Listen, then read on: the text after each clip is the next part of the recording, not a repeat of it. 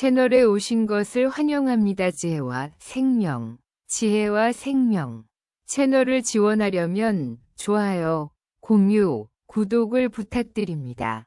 그리고 지금부터 오늘의 이야기를 들려드리겠습니다. 여러분과 함께 들어주시기 바랍니다. 부모님이 점점 나이 들어가는 모습을 보면서 대부분의 자녀들은 마음이 아플 것입니다. 하지만 그 사실을 깊게 생각해보는 경우는 많지 않습니다. 오히려 부모님께서 자녀 걱정을 더 많이 하시기에 자녀들은 부모님의 노쇠함에 대해 진지하게 고민하지 못하는 경우가 많습니다. 문제는 어느 순간 부모님의 건강이 급격히 나빠지면서 나타납니다. 요즘은 건강하게 오래 사는 시대라고 하지만 환갑을 넘기면 체력 저하가 급속히 진행됩니다. 수명이 길어졌다고는 하나 건강하게 사는 시간은 크게 늘어나지 않았다는 점을 주의해야 합니다. 100세 시대라고 하지만 가만히 들여다보면 참으로 안타까운 인생입니다. 평생 열심히 일하며 은퇴 후 편안한 노후를 꿈꾸지만 정작 그때가 되면 몸이 약해지고 병을 달고 살아야 하며 병원을 드나들어야 하기 때문입니다. 배우자를 먼저 떠나보내고 혼자가 되면 상황은 더 심각해집니다. 병원을 가야 하는데 배우자가 없으니 자녀들이 더 자주 돌봐야 하지만 바쁜 삶 속에서 부모님을 잘 챙기기란 현실적으로 어렵습니다. 나이가 들면 어린아이로 돌아간다는 말이 있지만 자녀들은 이를 잘 깨닫지 못합니다. 체력은 약해지고 경제적인 어려움이 커지면서 자식들에게 의지하고 싶어 하는 부모님이 많지만 자녀들은 여전히 강했던 어린 시절의 부모님을 떠올립니다. 그러나 은퇴 후의 부모님은 이미 우리가 기억하던 슈퍼맨, 슈퍼우먼이 아닙니다. 결국 부모님의 수명이 길어지면서 간병이라는 새로운 부담이 생기고 있습니다. 하지만 직접 부모를 돌보는 일은 쉽지 않은 현실입니다. 통계에 따르면 부모님의 노후는 가족, 정부, 사회가 함께 책임져야 한다는 의견이 62.1%로 나타났으며 이는 2020년에 비해 0.5% 증가한 수치입니다. 반면 가족이 돌봐야 한다는 의견은 19.7%로 2년 전보다 2.3% 감소하며 처음으로 10%대에 진입했습니다. 이는 부모님이나 자신이 요양원, 요양병원 또는 실버타운으로 갈 가능성이 크다는 것을 의미합니다. 한 지인은 요양원에 계신 부모님을 돌본 후 자신은 어떤 일이 있어도 요양원에 가지 않겠다고 했습니다. 그곳에서의 부모님 모습을 보며 마음 아팠던 것 같습니다. 하지만 그 부모님도 자신의 의지로 요양원에 간 것이 아니었듯이 자녀들의 편의를 위해 요양원으로 가게 될 확률이 높은 것이 현실입니다. 자녀들은 이런 부분을 깊게 이해하지 못하고 주변 사람들의 의견에 따라 결정하는 경우가 많습니다. 요양병원에서 근무하는 한 의사의 글이 이와 같은 현실을 잘 설명해 줍니다. 요양병원 면회를 와서 가족들의 모습을 보면 그 관계가 드러난다고 합니다. 침대 옆에서 눈물을 훔치며 부모를 돌보는 사람은 딸이고 그 옆에 어색하게 서 있는 사람은 사위이며 문간에서 멀뚱히 서 있는 사람은 아들이라고 합니다. 복도에서 휴대폰을 만지작거리고 있는 사람은 며느리라고 합니다. 장기 입원한 부모를 이따금씩 찾아와 정성스럽게 음식을 챙기고 돌보는 자식은 주로 딸입니다. 아들들은 잠시 침대 끝에 걸터앉아 음료수를 하나 먹고는 이내 사라지는 경우가 많습니다. 어릴 적 금지옥엽으로 키운 아들에게 기대를 걸었던 부모님이 나중에 이런 모습을 보며 서글퍼질 수밖에 없습니다. 세상은 이미 아들 10보다 딸 하나가 더 귀한 시대라는 것을 깨닫지 못했던 것입니다. 오늘도 우리의 미래가 될 많은 부모님들이 창살 없는 감옥에서 의미 없는 하루를 보내고 있습니다. 그들도 자신의 마지막이 이렇게 될 줄은 전혀 예상하지 못했을 것입니다. 자신과는 무관한 이야기라고 믿고 싶겠지만 그것은 단지 희망일 뿐 결코 남의 이야기가 아닙니다. 나이가 들고 정신이 흐려지면 점점 어린아이처럼 단순해지고 결국 원하든 원하지 않든 자녀가 있든 없든 배우자가 있든 없든 돈이 있든 없든 잘 살았든 못 살았든 성공했든 실패했든 대부분 사람들은 요양원이나 요양병원에서 생의 마지막을 맞이하게 됩니다. 그곳은 가고 싶다고 해서 갈 수 있는 곳도 아니고 가기 싫다고 해서 가지 않을 수 있는 곳도 아닙니다. 나이가 들어 몸이 쇠약해지고 정신이 흐려지면서 자식들과의 대화가 단절되기 시작하면 갈 곳은 결국 그곳뿐입니다. 살아남은 사람들은 자신의 삶을 살아가야 하기에 결국 그런 선택을 할 수밖에 없게 됩니다. 하지만 그렇다고 해서 지금 이 순간을 헛되이 보낼 이유는 없습니다. 아직 정신이 맑은 동안엔 맛있는 것을 먹고 가고 싶은 곳에 가고 보고 싶은 것을 보고 하고 싶은 일을 하며 즐겁게 살아야 하지 않을까요? 이 기적 같은 세상을 허투루 보내기엔 인생이 너무도 소중합니다. 부모님이 자녀에게 진심과 다른 말을 하시는 이유는 자녀가 걱정할까 봐서입니다. 반면 자녀가 부모님의 그런 말씀을 믿으려 하는 이유는 자신을 우선적으로 생각하기 때문입니다. 그것이 자식이라는 존재입니다. 나 역시 내 자녀에게는 그런 부모일 것입니다. 그러나 부모님께 조금 더 관심을 가져보세요. 아프신 데는 없으세요? 늙으면 다 아프지. 그래도 지낼 만하다. 이런 대답에 담긴 부모님의 상태를 잘 살피세요. 식사를 잘 하시는지, 허리가 더 굽진 않았는지, 지속적인 통증이 있는 건 아닌지, 말씀하시는 것이 예전 같지 않은 건 아닌지, 최근 들어 잘하시던 일을 힘들어하시지는 않는지 꼼꼼히 관찰하세요. 설령 문제를 해결하기 어려운 상황이라도 자녀의 관심은 부모님께 큰 위로가 됩니다. 또한 나이가 들면 죽어야지 라고 말씀하시지만 부모님께서도 죽음을 두려워하십니다. 죽음은 나이에 상관없이 누구나 무서운 법입니다. 부모님이 연명치료를 원치 않으신다면 가족들과 함께 사전 위료의향서를 작성하는 것도 좋은 방법입니다. 살고 죽는 것으로 끝나는 것이 아니라 죽음으로 다시 만난다는 믿음을 가족들과 나눠보세요. 죽음을 맞이하는 그 순간 다시 만나자는 가족의 말은 부모님께 큰 위로가 될 것입니다. 부모님은 언제나 괜찮다고 하시지만 손주에게 줄 용돈이 없거나 면회 온 자녀에게 간식을 챙기지 못하는 일로 속상해하시곤 합니다. 아들에게 마지막으로 엄마로서 밥 한 끼 해주지 못하는 상황에 가슴 아파하십니다. 가끔씩이라도 전화를 걸어 엄마라고 불러보세요. 부모님은 자녀의 목소리를 들어야 비로소 안심하십니다. 한 어머니가 자녀들에게 쓴 편지를 소개합니다. 요양원에 나를 보낼 자식들에게 내가 요양원 생활을 하겠다는 생각에 가족들이 반대할지도 모르겠구나. 그러나 나 역시 우리 세대 대부분이 그러하듯 가족들에게 짐이 되고 싶지 않다는 마음이 크다. 그래야 내 마음이 편할 것 같다. 그래서 내 몸은 늙어도 정신이 온전하다면 스스로 요양원을 찾을 것이다. 하지만 알츠하이머 같은 병으로 그런 판단조차 할 수 없는 때가 온다면 이 글을 통해 부탁한다. 얘들아, 나의 뇌가 나와 너희를 기억에서 밀어냈을 때 나를 요양원으로 보내주렴.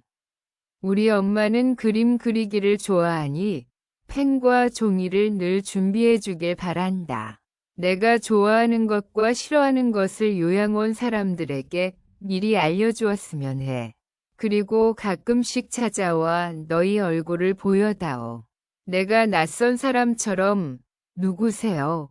라고 묻는다 해도 마음 깊은 곳 어딘가에서 너희를 알아보고 기뻐할지도 몰라. 행복했던 시절의 이야기를 들려주거나 예전 사진을 보여주는 것도 좋겠다. 내가 멀리 시선을 두더라도 내 영혼의 한쪽이 이를 알아채고 기뻐할지도 누가 알겠니? 여러분은 이 글을 읽으며 어떤 생각이 들었나요? 우리 세대가 20에서 30대였을 때만 해도 부모님을 자식이 모시는 건 당연한 일로 여기는 사람이 많았습니다. 하지만 지금은 부모님 스스로 자식들에게 짐이 되고 싶지 않다며 부양을 원하지도 기대하지도 않는 경우가 많아졌습니다.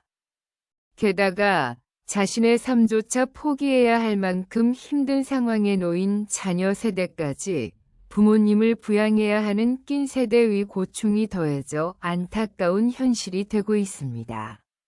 반면 자녀 세대는 부모 부양에 대한 책임을 크게 느끼지 못하는 경향도 있습니다. 요양원에서 일했던 한 지인의 말에 따르면 요양원에 입소한 사연은 사람마다 달랐지만 요양원에 들어오는 순간 바깥 세상과 단절되는 점만큼은 모두가 같았다고 합니다. 면회나 외출에 제한은 없었지만 실제로 찾아오는 이도, 외출하는 이도 거의 없었다고 하더군요. 요양원에 있는 노인 27명 중 한두 명만이 가족이 일주일에 한두 번 와서 10분 정도 머물다 갔고 나머지는 명절에나 겨우 가족 얼굴을 볼 수 있었다고 합니다. 심지어 자발적으로 요양원에 들어온 분들조차 자신이 초라해 세상과 스스로 단절하는 경우가 많았다고 합니다. 평균 수명이 길어지면서 이런 문제가 점점 더 심각해지고 있습니다. 요양시설에 부모님을 모시는 것이 불효일까요? 이런 질문을 스스로에게 던지는 사람도 많습니다. 치매에 걸린 부모님을 돌보는 문제로 고민 중인 한 분의 이야기를 전해드리겠습니다. 제 어린 시절 가장 따뜻하고 유쾌한 모습으로 남아있는 어머니가 계셨습니다. 하지만 그런 어머니께서 치매에 걸리신 지 벌써 2년이 되었습니다. 제가 59이니 어머니께서 80대가 되신 것도 이상할 건 없겠죠. 그럼에도 불구하고 어머니가 방금 식사한 것도 잊으시고 또 밥을 찾으실 때 혹은 화장실에서 뒤처리를 못 하시고 힘들어 하실 때마다 마음이 찢어질 듯 아픕니다. 더군다나 어머니를 돌보는 일을 저보다 더 많이 해야 하는 아내를 볼 때마다 미안한 마음에 고개를 들 수가 없습니다. 이제 어머니도 아내도 모두 연로하신데 얼마나 힘들겠습니까? 결국 얼마 전 제가 장남으로서 무거운 마음을 안고 5 동생들을 불렀습니다. 그리고 어렵게 요양병원에 대한 이야기를 꺼냈습니다. 모두 말없이 저를 바라보더군요. 내심 제가 어머니를 계속 모실 것이라 기대하는 눈치였습니다. 하지만 가족들이 제가 얼마나 힘든지 알기에 차마 말은 하지 못하고 어떻게 하지? 라는 걱정만 했습니다. 결국 아무런 결론도 내리지 못한 채 모임을 끝냈습니다. 동생들에게 어렵게 이야기를 꺼내긴 했지만 정작 저 역시 결정을 내리지 못하고 있습니다. 어머니가 우리를 어떻게 키우셨는데 요양병원이라니요. 이런 불효자가 어디 있겠습니까? 그러나 매일 마주하는 현실은 너무도 버겁습니다. 저는 어떻게 해야 할까요? 이런 고민을 안고 사는 가정은 이제 결코 소수가 아닙니다.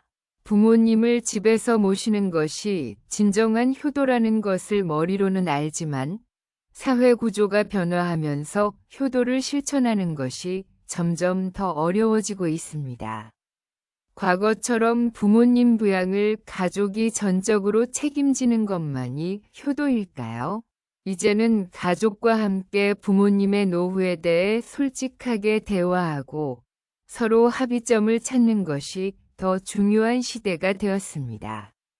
부모님께서 건강이 온전하실 때 미리 자신의 생각을 말씀하시고 건강이 악화되면 요양시설에 맡겨달라고 자녀들에게 이야기하시는 것도 좋은 방법입니다.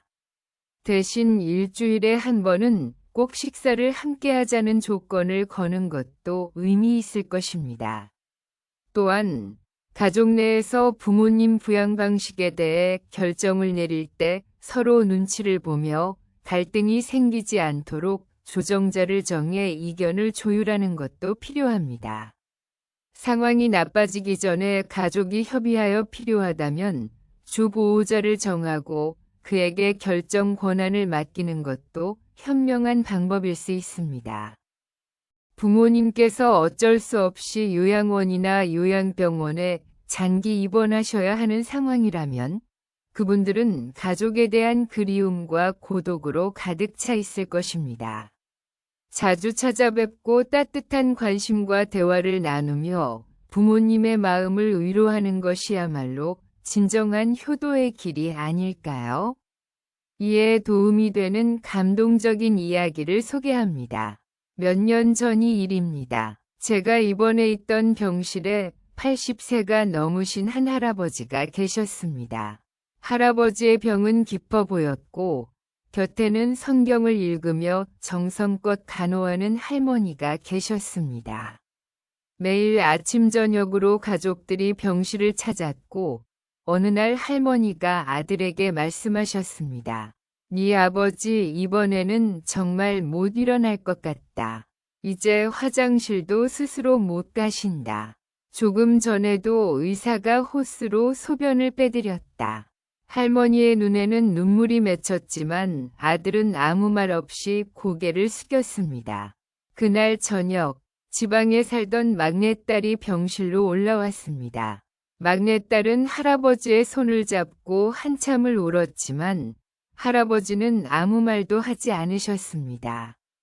막내딸은 병실에서 3일간 할머니와 함께 지내며 아버지를 곁에서 돌보았습니다. 하지만 결국 막내딸은 떠나야 했습니다. 아빠, 정말 죄송해요. 아빠와 더 있고 싶지만 김서방도 출근해야 하고 아이들도 학교에 보내야 해서요. 울먹이는 목소리로 말하며 막내딸은 아버지의 가슴에 얼굴을 묻었습니다. 아빠, 예전에 우리 매일 들길 걸어서 학교 갔던 거 기억나세요? 장마철이면 불어난 개울 앞에서 아빠를 기다렸었잖아요. 감자처럼 작은 우리를 하나씩 안아 건너게 해주셨던 거요. 아빠는 정말 사랑이 많은 선생님이셨어요. 막내딸은 추억을 이야기하며 끝내 눈물을 참지 못했습니다. 아빠, 내가 숙직하던 아빠에게 눈밭을 걸어 도시락을 가져다 줬던 날 기억하세요? 제 발이 꽁꽁 얼어서 아빠가 따뜻한 뱃속에 발을 넣어주셨던 거요. 그때 얼마나 따뜻했는지 몰라요. 막내딸은 계속 눈물을 흘리며 아버지의 가슴에 얼굴을 묻었지만 할아버지는 여전히 말이 없으셨습니다. 아빠, 꼭 다시 일어나세요. 저 이제 가볼게요. 할머니가 딸의 손을 잡고 어여 가거라. 아버지께서 다 알아들으셨을 게다. 라고 말씀하며 병실 밖으로 딸을 데리고 나갔습니다. 잠시 후 할머니는 눈물을 닦고 병실로 돌아오며 말씀하셨습니다. 조금 전에 나간 아이가 우리 막내딸이에요. 아버지 사랑을 참 많이 받고 자랐죠. 그래서 지금도 아빠, 아빠 하며 응석을 부리네요. 할머니의 말은 짧았지만 그 속에 담긴 따뜻한 가족의 사랑은 가슴 깊이 전해졌습니다. 이제 아버지 눈 감으시면 막내딸도 다시 오겠지. 아버지를 그렇게 좋아했던 아이인데 마지막으로 얼굴을 본다고 생각하니 얼마나 마음이 아팠을까? 그 순간 갑자기 할아버지의 목소리가 들려왔습니다. 임자, 임자. 할아버지는 힘겹게 숨을 몰아쉬며 몸을 일으켜 달라고 하셨습니다. 할머니와 제가 할아버지를 부축해 일으켜 세우자 할아버지는 천천히 창가 쪽으로 한 걸음씩 걸어가셨습니다. 창가에 다다르자 할아버지는 가쁜 숨을 고르며 창밖을 바라보셨습니다. 창문 너머로 막내딸이 정문 쪽으로 걸어가는 뒷모습이 보였습니다. 할아버지는 오른팔을 천천히 들어 딸의 뒷모습을 향해 손을 뻗으셨습니다. 마치 딸을 어루만지는 듯한 동작으로 유리창을 부드럽게 쓰다듬으셨고, 그러면서 딸에게 마지막 인사를 전하셨습니다. 그 순간 할아버지의 눈가로 조용히 눈물이 흘러내렸습니다. 오늘 들려드린 이야기를 통해 요양원이나 요양병원에 계신 부모님을 떠올리며 부모님께서 느끼실 그리움과 사랑을 조금이라도 공감하실 수 있었으면 좋겠습니다. 한편 말기 환자를 치료했던 한 의사가 자신의 책에 남긴 유언이 있습니다. 그는 자신이 완치가 불가능한 상태라면 절대로 항암 치료를 받지 않겠다고 했습니다. 죽음이 가까워져도 병원에 가지 않을 것이며 밥을 먹지 못한다고 억지로 영양 공급을 하지 말아달라고 부탁했습니다. 또한 한국에서 죽음의 자기 결정권 문제가 해결되지 않는다면 스위스로 가겠다고 유언을 남겼습니다. 이 글은 단순히 부모님을 돌보는 문제를 넘어 자신이 직접 그런 상황에 놓였을 때 어떤 선택을 할지 고민해 보게 합니다. 이를 통해 우리 사회가 무엇을 준비해야 할지 더 명확하게 답을 찾을 수 있습니다. 마지막으로 제가 가장 좋아하는 한 글귀를 소개하며 이야기를 마무리하겠습니다. 아버지란 울 곳이 없어서 슬픈 사람입니다. 아버지는 어떤 사람일까요? 기분이 좋을 때 헛기침을 하고 두려움을 느낄 때 너털웃음을 지어 보이는 사람이 바로 아버지입니다. 아버지는 자식의 학교 성적이 기대에 미치지 못했을 때 겉으로는 괜찮아, 괜찮아 라고 말하면서도 속으로는 화가 나고 속상한 사람입니다. 아버지의 마음은 마치 먹칠이 된 유리와도 같습니다. 쉽게 깨지지만 그 속은 잘 보이지 않죠. 아버지는 울 곳이 없어서 슬픈 사람입니다. 아침 식탁에서 급히 일어나 떠나는 아버지가 마주할 곳은 늘 즐거운 일들만 있는 곳이 아닙니다. 아버지는 피로와 일, 그리고 직장 상사로부터 받는 스트레스라는 머리 새딸린 용과 싸우러 나가는 사람입니다. 또한 아버지는 매일 스스로에게 묻습니다. 나는 제대로 아버지 노릇을 하고 있는 걸까? 정말 아버지답게 행동하고 있는 걸까? 아버지는 자식을 결혼시키며 눈물을 한없이 흘리면서도 얼굴에는 미소를 띄우는 사람입니다. 아버지란 그런 사람입니다. 아들딸이 밤늦게 귀가할 때 어머니는 10번 걱정스러운 말을 하지만 아버지는 10번 현관문을 바라봅니다. 아버지에게 가장 큰 자랑은 자식들이 남들에게 칭찬받는 순간입니다. 늘 가장 훌륭한 교훈은 스스로 모범을 보이는 것이다 라는 속담을 마음에 두지만 정작 자신의 모습을 돌아보며 모범이 되지 못한 점을 미안하게 생각하고 이를 남몰래 콤플렉스로 여깁니다. 아버지는 종종 이중적인 태도를 보이기도 합니다. 자식들이 자신을 닮았으면 하면서도 동시에 닮지 않았으면 하는 마음이 공존하기 때문입니다. 아버지에 대한 생각은 나이에 따라 달라집니다. 그러나 지금 당신이 어떤 나이에 있든 아버지에 대한 현재의 생각이 최종적이라고 단정하지는 마십시오.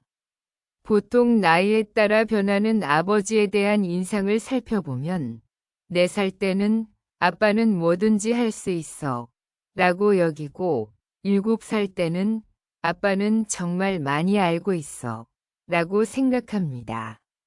8살에는 아빠와 선생님 중 누가 더 대단할까? 라는 의문이 생기고 12살에는 아빠는 모르는 것도 많네 라고 느낍니다. 14살쯤 되면 우리 아빠는 세대 차이가 나요 라는 말을 하게 되고 25살에는 아버지를 이해하지만 역시 기성세대는 달라 라고 여깁니다. 30살이 되면 아버지 의견도 타당한 점이 있어요 라고 생각하게 되고 40살에는 여보, 이 일을 결정하기 전에 아버지 의견을 한번 들어봅시다 라고 말합니다. 50살에는 아버님은 정말 훌륭한 분이셨어요 라고 추억하며 60살이 되면 아버지가 살아계셨다면 꼭 조언을 들었을 텐데 라는 생각을 합니다. 아버지란 돌아가신 뒤에도 두고두고 그 말씀이 떠오르는 사람이며 돌아가신 후에야 더욱 그리운 사람이 됩니다. 아버지는 결코 무관심한 사람이 아닙니다. 아버지가 무관심해 보이는 것은 체면, 자존심, 그리고 미안함이 얽혀서 자신의 마음을 쉽게 드러내지 못하기 때문입니다. 아버지의 웃음은 어머니의 웃음보다 2배는 깊고 눈물은 10배는 더 깊습니다. 아들, 딸들은 아버지의 수입이 적거나 지위가 높지 않음을 불만스럽게 여기지만 아버지는 그 마음을 꾹 눌러 담습니다. 가정에서는 어른답게 행동하려 하지만 친한 친구나 마음이 맞는 사람을 만나면 소년 같은 모습으로 돌아갑니다. 아버지는 어머니 앞에서 기도하지 않지만 혼자 운전하며 큰 소리로 기도하거나 마음속으로 누군가에게 의지하기도 합니다. 어머니의 마음이 봄과 여름을 오가는 것처럼 따뜻하고 생기 넘친다면 아버지의 마음은 가을과 겨울을 오가며 깊고 차분한 울림을 남깁니다. 나이가 들고 부모가 된 우리는 어린 시절 부모님께 불효했던 일을 뒤늦게 깨닫고 가슴 아파합니다. 나 역시 그랬기에 자식이 나를 서운하게 해도 이해하려고 노력합니다. 아쉬움과 후회 속에서 살아가는 것이 인생이기 때문입니다. 식물들은 때가 되면 꽃과 잎을 떨굴 준비를 합니다. 꽃은 세상을 아름답게 꾸미고 향기를 나누며 벌과 나비에게 꿀을 선사하고 다음 세대를 위한 열매를 맺습니다. 이후 대지를 향해 떨어지거나 스스로 때를 알고 낙엽이 됩니다. 식물들이 마지막 순간을 단풍이나 꽃으로 아름답게 장식하듯 우리도 인생의 끝자락에서 아름다운 마무리를 준비해야 하지 않을까요? 오늘 이야기를 들어주셔서 감사합니다. 만약 재미있고 의미 있었다면 여러분의 생각을 댓글로 남겨주세요. 다음 영상도 놓치지 않도록 좋아요와 구독도 잊지 말아주세요.